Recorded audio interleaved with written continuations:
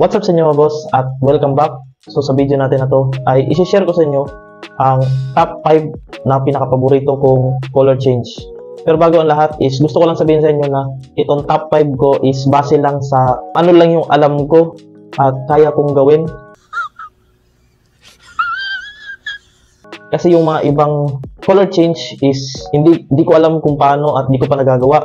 At meron namang iba na ganda din pero hindi ko lang masyadong trip. So, ito mga boss is pure sleight of hands lang. Hindi totoo yan. Bola lang yan. Wala tong mga, mga gimmick. So yun, mga boss. Siyempre, nandito ka na rin. Like mo naman yung video natin mga boss at subscribe ka na rin kung di ka pa nakapag-subscribe. At comment mo na rin kung ano yung top 5 mo na color change. So yun mga boss, simulan na natin sa top 5.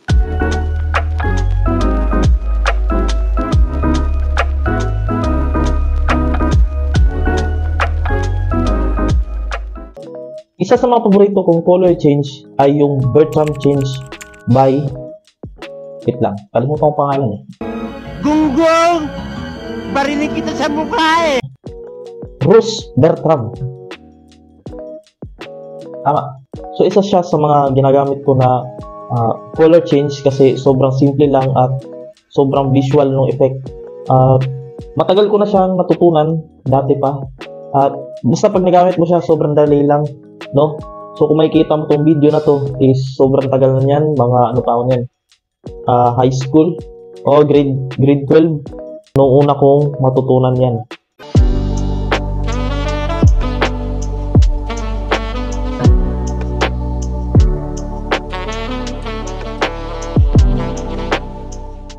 Top 4 sa paborito kong color change ay yung Sleep Shift by Chris Ramsey.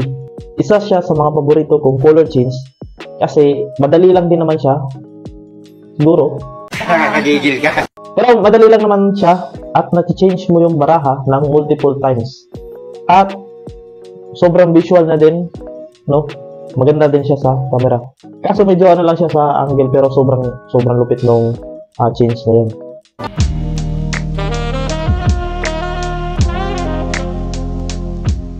Top 3 is yung C3 change ni, wait lang, Noboyok. What? Bro, what are you talking about, man? Ako kung tama ba itong pagkalagay ko. Noboyok Nojima. Stop it. Get some help. What the fuck? Basta, yun yung na-search ko eh. So yun, sobrang ganda din ng trick na yun, no? Matagal ko na yung hinahanap na trick. At yun nga, sobrang simple lang. Ginagawa ko na yun dati nung hindi ko pa alam yung mismong mechanics nung method, nung trick.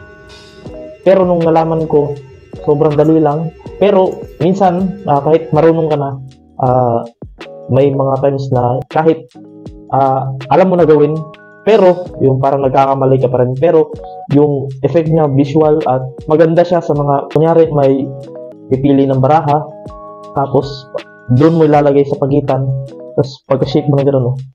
Diba?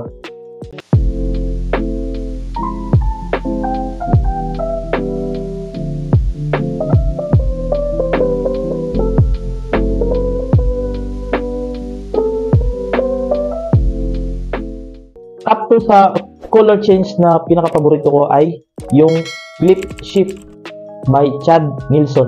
Marami ng tutorials niyan pero di siya ganoon din kadali gawin. Pero sobrang lupit nung trick na yun, no? Paano masabi?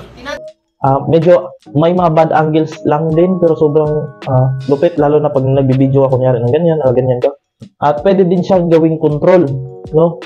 Pero hindi lang ako masyadong gumagamit sa control. Pero pag mga color change, maganda siya gamitin.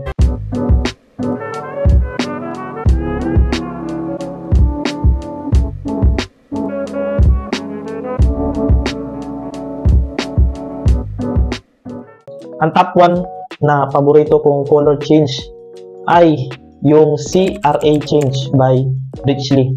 So, yung color change na yan is trip ko lang din kasi multiple change siya.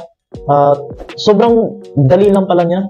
Napapanood ko lang siya dati sa doon sa mga trailer at yung mga ibang gumagawa. Pero nung nalaman ko na kung paano pala yun, ay sobrang basic lang. Yabang-yabang nito. Kailangan mo lang din talaga ng practice. Practice lang ng practice. Pero madali lang yung mechanics niya.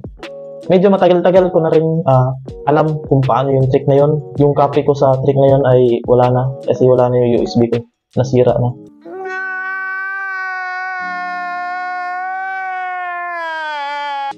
Doon ko lang nakuha yun. At yun lang yung top 5 ko na paboritong color change. Pero yun, mga boss, salamat sa panonood. At sana tuloy-tuloy na itong mga upload natin. No? So yun lang mga boss. Salamat sa panonood at see you sa susunod natin na video.